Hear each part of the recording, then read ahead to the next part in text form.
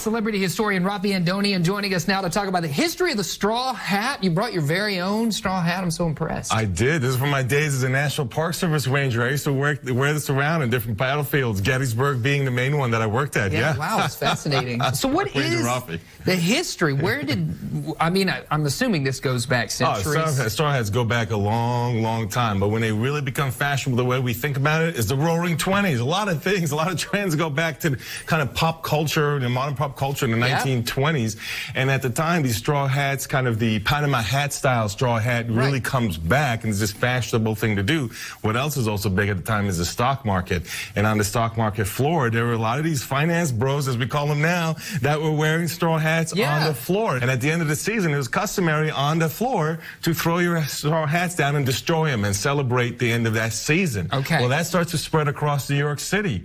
Well, a bunch of old guys decide we're not going to do that as they're walking around the city. And so in 1922, there's straw hat riots by teenagers who go and say, you need to take that stuff out. So they would go steal them off the guy's head and throw them on the ground and stomp on it. Well, some of these guys, especially the dock workers, fought back to the teens. Brawls happened. There was 8 days of riots because of straw hats in 1922. That is wild. I kid you not. Yes, that's fascinating. You think straw hats are still in fashion even today? I think they're pretty, yes, especially in the South, actually. I think especially in the South, you think about some of the things that, the activities, the South is warm. It's going to be, spring, summer. It goes great with seersucker, I think. You can see it at the Derby sometimes, different kinds of straw hats. And of course, straw hats can be very casual and they can be very dressy, depending on exactly the style. It's like, think about Tom Sawyer type straw hat. That's much more casual in the farm, right? But the Panama hats are more a dress hat. So they can go kind of the array of things. And in the South, I think are particularly powerful or popular, I should say.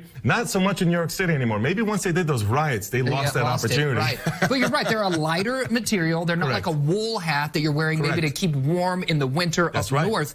Down in the South where it's hot, you still want to be fashionable. You want to wear your hat, but you got to have something that's light and breathable. That's right. That's right. And in the South, straw has been used in many different ways. If you go in a coastal culture of South Carolina, the Gullah culture, that's an African culture that came from the Caribbean over to coastal South Carolina, now African American culture in that particular area.